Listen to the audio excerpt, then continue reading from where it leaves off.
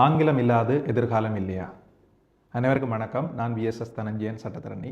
இந்த காணொலியில் நாங்கள் பார்க்க போகிற விடயம் ஆங்கில மொழி ஏன் முக்கியத்துவமானது, ஆங்கில மொழி கல்வித்துறையில் ஏன் முக்கியமானதாக இருக்குது, ஆங்கில மொழி வேலைவாய்ப்பை பெற்றுக்கொள்றதில் ஏன் முக்கியமானதாக இருக்குது, இலங்கையில் ஆங்கில மொழியை கற்பது தொடர்பாக இருக்கிற பிரச்சனைகள் என்னென்ன, இலங்கையில் மாணவர்கள் எவ்வாறு தமது ஆங்கில மொழி தொடர்பான அறிவை அதிகரித்து கொள்ளலாம் என்ற விடயங்களை இந்த வீடியோவில் பார்க்க போகிறோம். முதலாவது விடயமாக நாங்கள் பார்க்க போகிறது ஆங்கில மொழி ஏன் முக்கியமான ஒரு மொழியாக இருக்குது. இன்றைய உலகில் கிட்டத்தட்ட 1.5 பில்லியன்களுக்கு மேற்பட்ட மக்களால் பேசப்படுற ஒரு மொழியாக ஆங்கில மொழி இருக்குது. அதாவது அதிகமான மக்களால் பேசப்படுற மொழியாக ஆங்கில மொழி இருக்குது.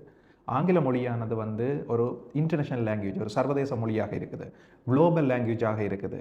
ஆங்கில மொழியானது ஒரு பிஸ்னஸ் லாங்குவேஜாக இருக்குது. ஆங்கில மொழியானது ஒரு லிங்க் லாங்குவேஜாக இருக்குது. இவ்வாறு பல பரிணாமங்களில் ஆங்கில மொழி தொழிற்பட்டு கொண்டு வருகிறது. இந்த அடிப்படையில் தான் இந்த உலகத்தில் எந்த பாகத்தில் இருக்கிற ஒரு நபரும் ஆங்கில மொழியை கற்க வேண்டிய ஒரு அவசியமான தன்மை இன்றைய உலகில் ஏற்படுத்தப்பட்டிருக்குது. இந்த அடிப்படையில் நாங்களும் ஆங்கில மொழியை கற்க வேண்டிய அவசியமுடைய ஒரு நபர்களாக இருக்கிறோம். உண்மையில் இலங்கையை எடுத்துக்கொண்டோம் என்று சொல்லி சொன்னால், இலங்கை ஒரு கொமன்வெல்த் எனப்படுகின்ற கேட்டகரிக்குள்ள வார ஒரு நாடாக இருக்குது. அதாவது பிரித்தானியாவால் ஆளப்பட்ட நாடுகளுக்குள்ள ஒரு நாடாக இலங்கை இருக்குது. இப்போ இலங்கையின் வரலாற்றில் இலங்கை விரும்பியோ விரும்பாமலோ ஆங்கில மொழியினுடைய செல்வாக்கு இலங்கையில் அதிகமாகவே காணப்படுகிறது. இந்த அடிப்படையில் இலங்கையில் உள்ள மக்கள் ஏற்கனவே ஆங்கிலத்தில் புலமையான மக்களாக இருந்தாலும் தற்பொழுது இருக்கின்ற சூழ்நிலையில், அதாவது 2025ஆம் ஆண்டு இன்றைய சூழ்நிலையில் ஆங்கில மொழி தொடர்பான தேவையும் அறிவும் இன்னமும் அதிகமாக காணப்படுது. இந்த அடிப்படையில் நாங்கள் தவிர்க்க முடியாத ஒரு மொழியாக, என்னதான் நாங்கள் எங்களுடைய சொந்த மொழியை கல்வி கற்றாலும், அல்லது இலங்கையில் தமிழ் சிங்களம் ஆகிய 2 தேசிய மொழிகள் இருந்தாலும் இணைப்பு மொழியான ஆங்கில மொழியை கற்க வேண்டிய தேவை இன்றைய சூழலில் மிகப்பெரிய அளவில் ஏற்படுத்தப்பட்டிருக்குது. உண்மையில் இலங்கையினுடைய அரசியல் அமைப்பிலையும் கூட ஆங்கிலமானது ஒரு லிங்க் லாங்குவேஜ், அதாவது இணைப்பு மொழியாக பிரகடனப்படுத்தப்பட்டிருக்குது. கல்வித்துறை சார்ந்து ஆங்கில மொழியினுடைய முக்கியத்துவம் தொடர்பாக நாங்கள் பார்க்கல. உண்மையில் தற்பொழுது உயர்கல்வி நடவடிக்கைகள், உயர்கல்வி தொடர்பான கற்கைகள் அனைத்துமே ஆங்கில மொழியிலே வழங்கப்படுகின்ற ஒரு சூழலைத்தான் நாங்கள் பார்க்கக்கூடியதாக இருக்குது. உண்மையில் சுதேச மொழிகளை தவிர ஏனைய அனைத்து பாடப்பரப்புகளும் தற்பொழுது ஆங்கில மொழியில் கற்பிக்கப்படுவதை நாங்கள் காணக்கூடியதாக இருக்குது. உதாரணமாக பல்கலைக்கழக கல்வியை எடுத்துக்கொண்டோம் என்று சொல்லி சொன்னால், கிட்டத்தட்ட பல்கலைக்கழக கல்விகளில் 90% அதிகமான பல்கலைக்கழக கல்விகள் ஆங்கில மொழியில் தான் வழங்கப்பட்டு கொண்டிருக்குது. மிகச்சிறந்த ஒரு உதாரணமாக நான் சொல்லலாம், இதுவரை காலமும் கொழும்பு சட்டப்பீடத்தில் சட்ட கற்கை நெறியை தொடர்ற மாணவர்களுக்கு தமிழ், சிங்களம், ஆங்கிலம் ஆகிய 3 மொழிகளையும் சட்டக்கல்வி வழங்கப்பட்டது. ஆனால் இந்த வருடத்திலிருந்து 2025ஆம் ஆண்டு வருடத்திலிருந்து அனைத்து மாணவர்களும் ஆங்கிலத்திலே மட்டும் சட்டக்கல்வியை தொடர முடியும் எனப்படுகின்ற ஒரு புதிய விதி கொண்டு வரப்பட்டிருக்குது.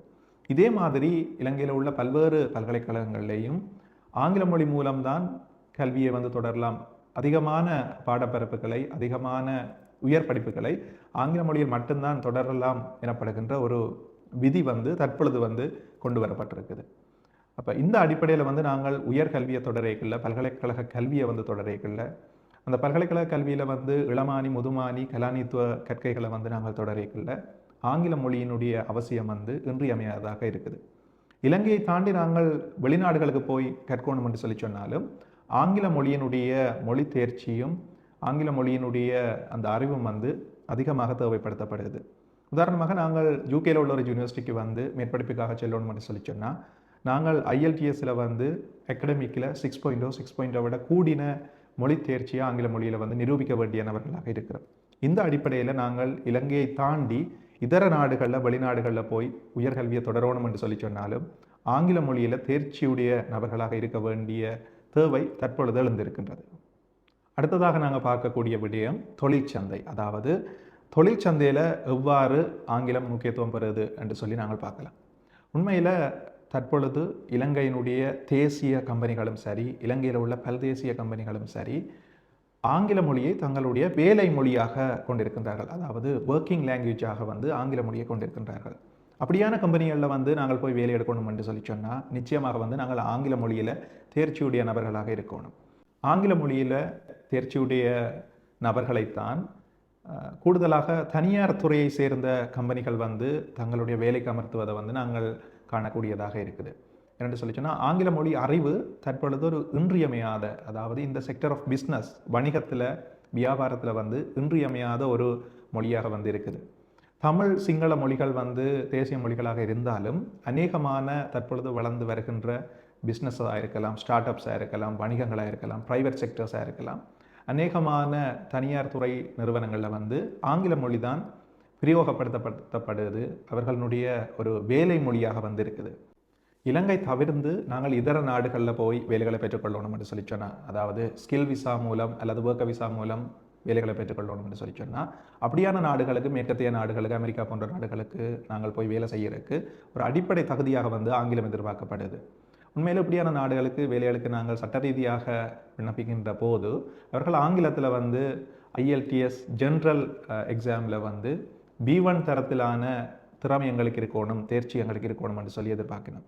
அந்த திறமை தேர்ச்சியை வந்து நாங்கள் நிரூபித்தால் தான் அந்த வேலையை வந்து பெற்றுக்கொள்ளக்கூடிய சூழல் காணப்படுது. ஆங்கில மொழியை கற்கிறது தொடர்பாக மாணவர்களுக்கு இலங்கையில் உள்ள பிரச்சனை என்னென்னு சொல்லி நாங்கள் பார்க்கல. அடிப்படையில் நான் விளங்கிக் கொள்வது, தரம் 3லிருந்து தரம் 13 வரையும் வந்து ஆங்கில மொழி ஒரு பாடமாக வந்து இலங்கை அரசினுடைய பாடசாலை பாட விதானத்தில் வந்து உள்ளடக்கப்பட்டிருக்கு. ஆனால் இங்கே இருக்கிற பிரச்சனை என்னென்னு சொல்லி சொன்னால், மாணவர்கள் வெறுமனே மதிப்பெண்ணை பெற்றுக்கொள்கின்ற நோக்கத்தோடு வந்து ஆங்கில மொழியை கற்கிறது. அதிகமான மாணவர்கள் எழுத்து பரீட்சைகளில் வந்து நல்ல மதிப்பெண்களை பெறுகணும். ஆனால் ஸ்போக்கன் இங்கிலீஷ் கதைக்க வரைக்குள்ள வந்து அவர்களுக்கு எழுத்து பரீட்சையில் வந்து அவர்கள் பெற்ற மதிப்பெண்ணுக்கு சமமான திறமை வந்து இல்லாதிருப்பதை காணக்கூடியதாக இருக்குது. இப்போ இந்த அடிப்படையில் நாங்கள் பார்க்கைகளில் வந்து உண்மையில் பாடசாலைகள்லேயும் வந்து நாங்கள் ஒரு ப்ராக்டிக்கல் ஆஸ்பெக்டில் ஸ்போக்கனும் இன்க்ளூடட்டாக ஆங்கிலத்தை வந்து கற்பிக்கிற முறையை வந்து ஏற்படுத்தணும். அடுத்த மிக முக்கியமான ஒரு விடயம், பாடசாலையில் வந்து திறமையாக வந்து கல்வி கற்று உயர்தரத்தில் சிறந்த மதிப்பெண்ணை பெற்று வர மாணவர்கள் பல்கலைக்கழகத்தில் வந்து ஆங்கில மொழி தேர்ச்சி இல்லாதால், ஆங்கில மொழியில் வந்து திறமை இல்லாதால் வந்து பல்கலைக்கழக கல்வியில் வந்து அவர்கள் மிளிராமல் இருக்கின்ற சந்தர்ப்பங்கள் வந்து பல காணப்படுது. இப்போ என்னுடைய பல்கலைக்கழக வாழ்க்கையில் வந்து அந்த காலப்பகுதியில் நான் பல மாணவர்களை பார்த்துருக்கிறேன். மிக திறமையான மாணவர்களாக உயர்தரம் வரை இருந்திருக்கின்றார்கள். ஆனால் பல்கலைக்கழக கல்வியை வந்து தொடர்கின்ற போது ஆங்கிலத்தில் அவர்கள் வந்து திறமை குறைந்தவர்களாக இருக்கிறதால அவர்களுடைய மொத்த அந்த திறமையையும் வெளிப்படுத்த முடியாத சூழல் வந்து காணப்படுது. உண்மையில் இதை வந்து நாங்கள் தவிர்க்கணும் என்று சொல்லி சொன்னால், உயர்தரம் வரையும் உயர்தரத்தை தாண்டியும் வந்து நாங்கள் சிறந்த ஆங்கில அறிவை வந்து பெற்ற நபர்களாக வந்து இருக்கணும். அதற்கு தேவையான விடயங்களை வந்து நாங்கள் உயர்தரத்துக்கு உள்ளேயே வந்து செய்து சிறந்த ஒரு பூரணமான ஆங்கில அறிவை பெற்ற நபர்களாக வந்து நாங்கள் மாணவர்களை வந்து மாற்றணும்.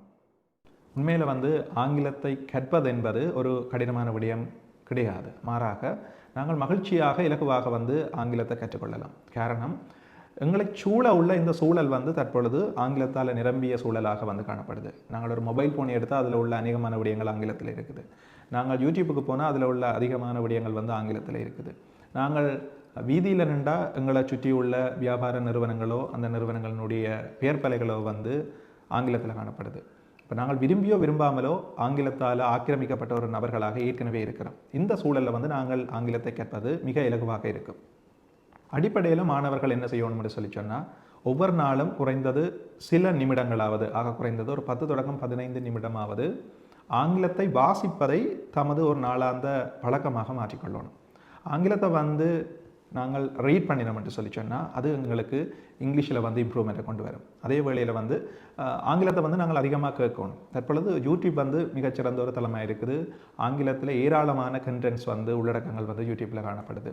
அந்த யூடியூப் கண்டென்ட்ஸை வந்து நாங்கள் கேட்கக்கூடியதாக இருக்கும். அதில் கேட்குற விடயங்களை வந்து நாங்கள் மீள நினைவுபடுத்தி அதை ப்ராக்டிஸ் பண்ணிக்கல வந்து அந்த கண்டென்ட்டில் கதைக்கிற நபர் எப்படி கதைக்கிறீரோ அதே போல் நாங்கள் கதைக்கக்கூடிய திறமை வந்து எங்களுக்கு இயல்பாகவே வந்து உருவாகும். அதே போல் ஆங்கிலத்தை நாங்கள் வந்து ஒவ்வொரு நாளும் ஒரு சில நிமிடங்களாவது எழுதுறதை வந்து ஒரு பழக்கப்படுத்தி கொள்ளணும். அவ்வாறு எழுதுறதை வந்து நாங்கள் பழக்கப்படுத்தி கொண்டோம் என்று சொல்லி சொன்னால் அந்த ஆங்கில எழுத்தறிவும் வந்து எங்களுக்கு இலகுவாகவே வந்து பெற்றுக்கொள்ளக்கூடியதாக இருக்கும். இந்த அடிப்படையில் நாங்கள் வந்து உண்மையில் கஷ்டப்படாமல் பயப்படாமல் மிக இலகுவாக சந்தோஷமாக வந்து ஆங்கில மொழியை வந்து கற்றுக்கொள்ளக்கூடியதாக இருக்கும். இன்றைய 2025ஆம் ஆண்டு காலப்பகுதியில் உலகளாவிய ரீதியில் வேலைச்சந்தையில் மிகப்பெரிய போட்டி வந்து நிலை வருது. இந்த வேலைச்சந்தை போட்டியில் வந்து நாங்கள் போட்டியிட்டு எங்களுக்கு பொருத்தமான வேலையை பெற்றுக்கொண்டு நாங்கள் ஒரு சந்தோஷமான வாழ்க்கையை நடத்தணும் என்று சொல்லி சொன்னால் பல்வேறு திறன்களை கொண்ட நபர்களாக நாங்கள் இருக்கணும். அந்த திறன்களில் இன்றைய காலப்பகுதியில் வந்து அத்தியாவசியமான ஒரு திறனாக ஒரு தேவையாக இருப்பது ஆங்கில மொழி அறிவு. நாங்கள் விரும்பியோ விரும்பாமலோ எதிர்காலத்தை வெல்லணும் என்று சொல்லி சொன்னால் ஆங்கில மொழி தேர்ச்சியை பெற்ற நபர்களாக இருக்க வேண்டியதாக இன்றைய சூழலில் வந்து இருக்கிறோம். இந்த அடிப்படையில் நாங்கள் அனைவரும் வந்து ஆங்கிலத்தை கற்கணும். குறிப்பாக வந்து மாணவர்கள் மத்தியில் வந்து ஆங்கில மொழியினுடைய முக்கியத்துவத்தை நாங்கள் விதைத்து அவர்களை வந்து சிறந்த ஒரு நிலைக்கு ஆரம்பத்திலேயே கொண்டு வருவதற்கான நடவடிக்கைகளை நாங்கள் மேற்கொள்ளணும். ஏனென்று சொல்லி சொன்னால் ஆங்கில மொழி அறிவு உள்ளவர்களால் தான் எதிர்காலத்தை வந்து வெல்லக்கூடியதாக இருக்கும். ஆங்கில மொழி அறிவு ஏன் அவசியம் என்று நீங்கள் நினைக்கிற விடயங்களை வந்து இந்த காணொளியினுடைய பின்னூட்டத்தில் கமெண்ட் பகுதியில் வந்து நீங்கள் தெரிவிக்கலாம். இந்த வீடியோ யார் யாருக்கு உதவியாக இருக்குமோ பிரயோசனமாக இருக்குமோ அவர்களுக்கு இந்த வீடியோவை வந்து நீங்கள் ஷேர் பண்ணலாம். தமிழால் அறிவார்ந்த சமூகம் ஒன்றை உருவாக்குவோம். இப்படிக்கு தனஞ்சயன். நன்றி, வணக்கம்.